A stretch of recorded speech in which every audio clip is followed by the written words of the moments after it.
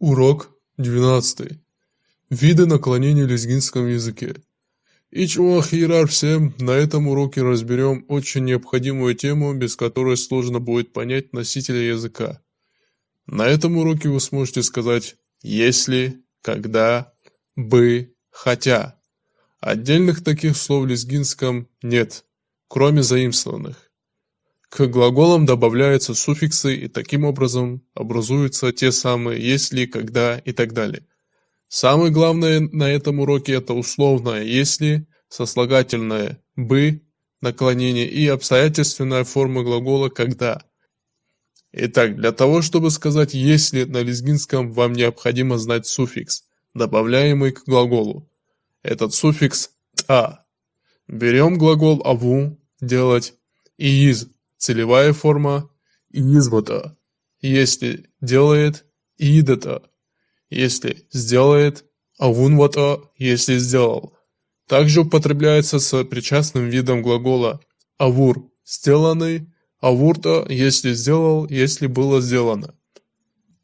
Помимо этого, в лезгинском языке есть отдельные союзы «эгер» из арабского языка и «нага» из персидского языка.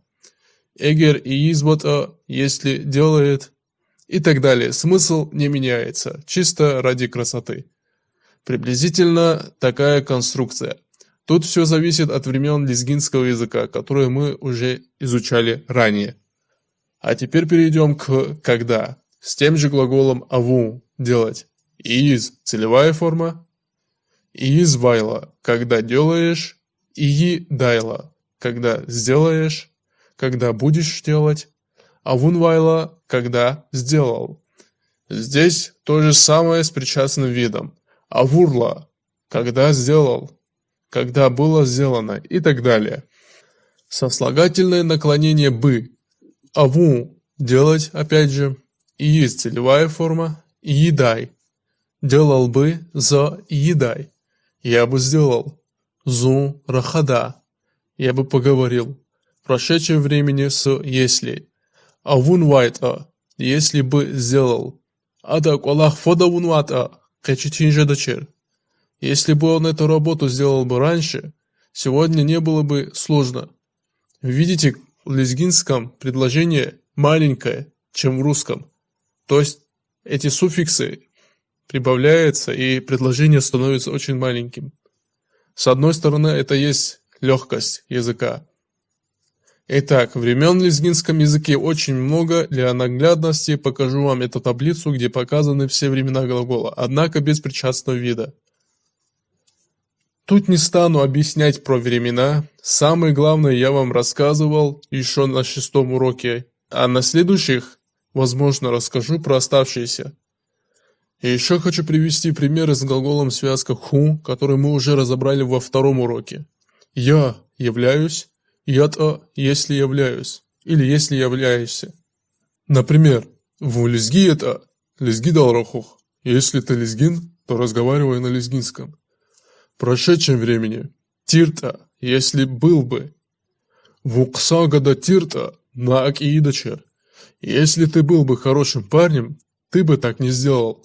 И так далее. Кроме этого, можно добавить ко всем словам еще один суффикс «ни», который уже даст немного другой смысл.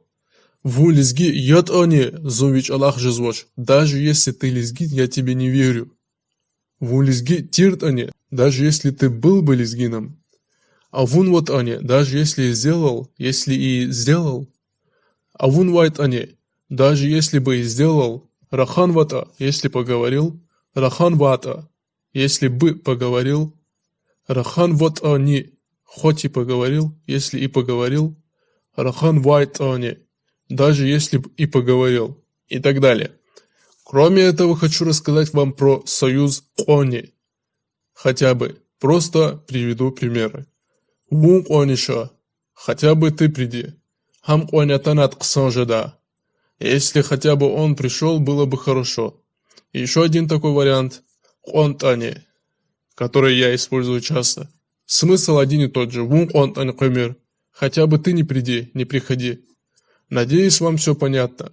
Про вопросительное наклонение я вам уже рассказывал во 2-м уроке. И про повелительное наклонение тоже не вижу смысла рассказывать, так как в словарях указываются сразу 3 вида глагола. Первое – это целевая форма, прошедшее время и повелительная форма. Например, заходим в любое приложение лезгинского словаря и ищем глагол «аву». Его виды: «ииз» – целевая форма, «авуна» – прошедшее время, а «я» – повелительная форма. Все просто. Вам остается просто запомнить и использовать в речи. На этом хотел бы закончить этот урок. Всем спасибо за просмотр. Не забываем подписаться, дабы не пропускать новые ролики. Нажмите на колокольчик, чтобы сразу увидеть новые видео, и ставьте лайки. Увидимся на следующем уроке.